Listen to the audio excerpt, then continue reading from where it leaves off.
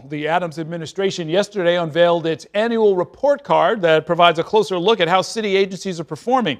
Mayor Adams touted highlights from this year's Mayor's Management Report, showing improvements in public safety and housing affordability and quality of life. But ambulance response times worsened, and the sanitation department cleaned fewer properties around the city due to budget cutbacks. The city's homeless shelter population remained at nearly all-time highs, but access to city benefits like food stamps saw slight improvements, all according to the 500-plus page report. Joining me now to break down some of what is going on here, we've got the first Deputy Mayor Randy Mastro. Welcome back to the program. Good to see you. Pleasure to be here. What are the highlights of the MMR that you want New Yorkers to know about most? What are you most proud of here? Crime down by historic proportions. Affordable housing being produced at record levels. And quality of life in general improving. The economy and quality of life issues. You point out, Errol, there's always room for improvement. And in fact, in the budget just passed, that Mayor Adams said was the best budget ever, and Speaker Adams said was near perfect. We have provided more funding for sanitation to clean empty lots and to do more street cleaning, a second shift for parks cleaning, and we still have other issues to address, including EMS response times, but police response times improved. Okay. Let me ask you something. As a former prosecutor, we haven't talked about this before, but while crime is down across most categories, or nearly all categories of serious crime, assaults are still felony assaults are nearly at 25-year highs. That there's this thing that's been going on since the pandemic that I don't know if you have a theory about where that's coming from or what the right way is to address it. I don't have a theory on why the numbers are so reflective of a different pattern in behavior. Some of it has to do with enforcement and categorization. Some of it, I think, has to do with coming out of a period of isolation and reorienting in civilized society. But I think the most important thing about the crime stats is that in virtually every major category, we are down, and in some categories, like shootings and murder, to historic lows. Let me ask you about processing time for cash assistance and SNAP food benefits. This was something that was a real challenge. It predates your time with this administration, and there's been progress, but the numbers to me are startling. That even 15, 16, 20% of applicants for very badly needed benefits, that it's taking more than 30 days to get them signed up, when you and I can apply for, $1 million mortgage and get at least a preliminary approval, within minutes. That's not good enough. We strive to do better. I think we will do better. And in the most recent budget that was adopted, we have provided for improvements in so many areas.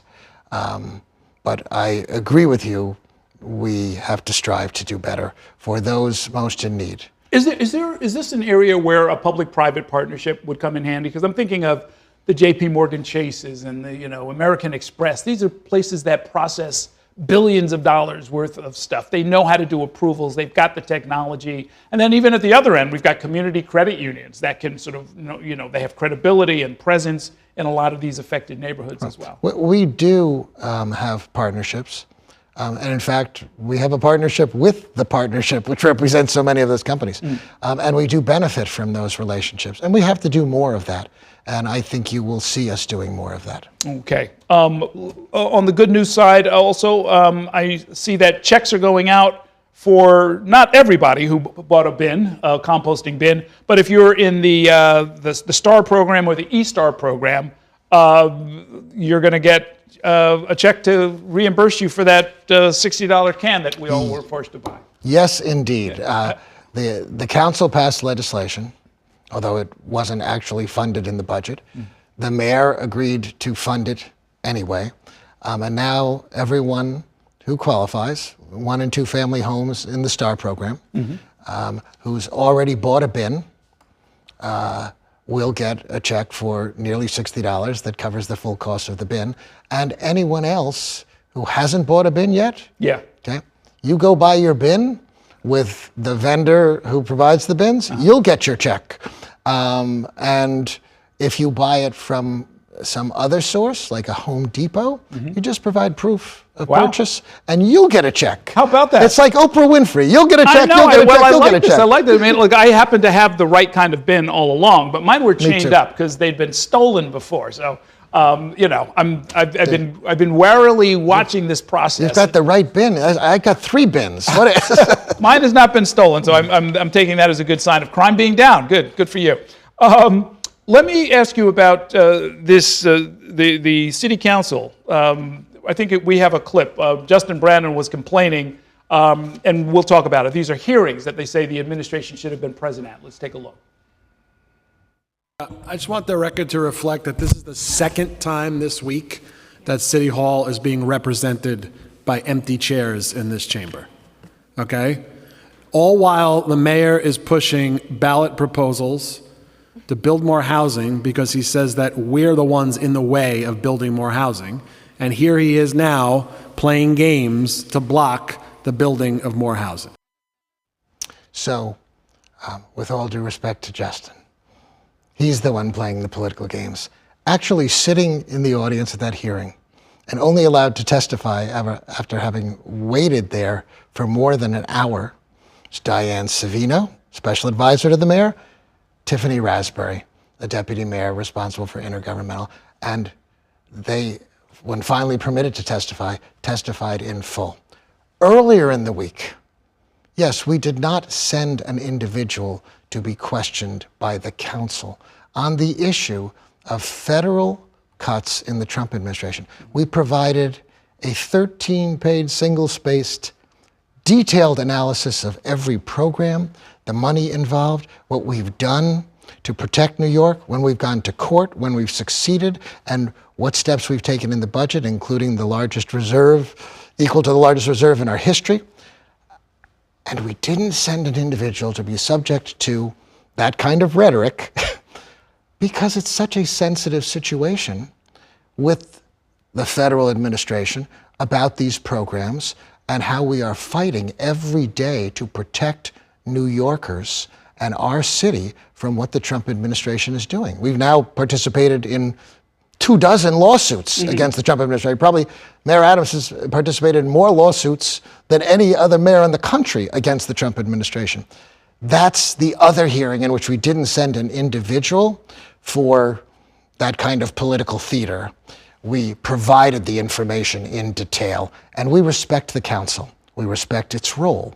But respect means being respectful too, and thinking of the larger picture of what's going on in Washington. This is interesting. This sounds like this was your call to not have, say, subject matter experts or other people come to these hearings?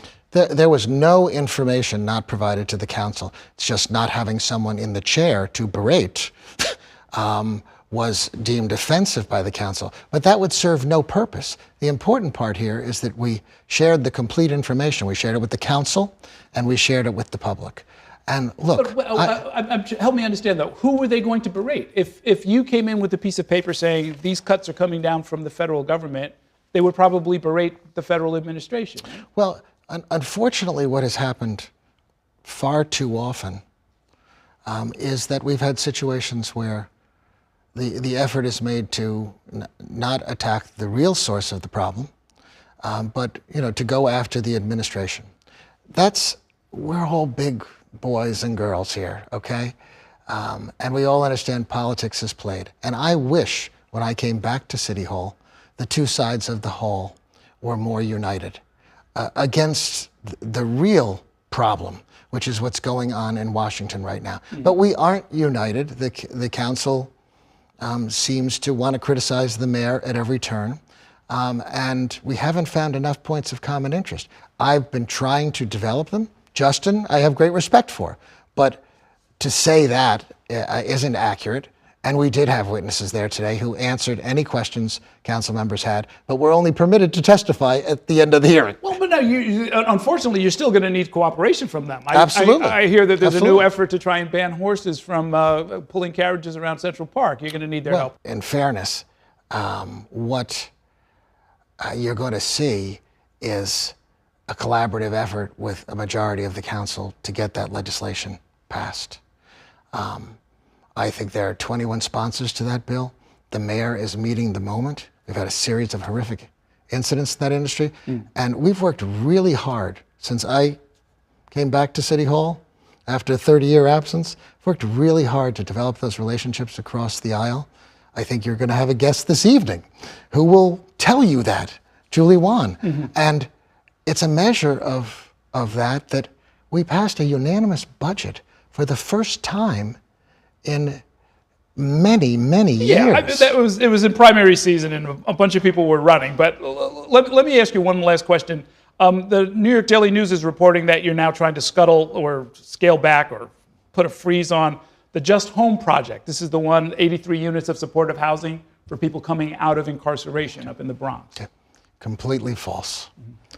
What we are doing is exploring whether the Just Home component, that's only those incarcerated at Rikers who have medical needs, whether that's the best place for that component. We're going to have supportive housing. We're going to have, for people with medical needs, we're going to have affordable housing built on that site. So that community will have that housing built on that site. The question is where the local council member and the community have such reservations about the Just Home component. Is that the ideal place for it? I believe in win-win solutions. So does the mayor. Let's try to find a solution where you have, and we're committed to Just Home, the right location where it will have wider acceptance and support, more affordable housing at that site. So you're going to have a win-win. You're going to have more supportive housing, more affordable housing, because we are involved in finding multiple locations that will best support. Isn't that the problem, though, that there's always a political objection, no decision then is final, no decision gets handled on the merits. It's always kind of like, well, this politician is screaming, so let's find somebody else. Let's find another neighborhood where they're not screaming quite as loud. The answer is no for the following reason. They're still going to have supportive housing and affordable housing on that site, as much or more than what's planned for that site now.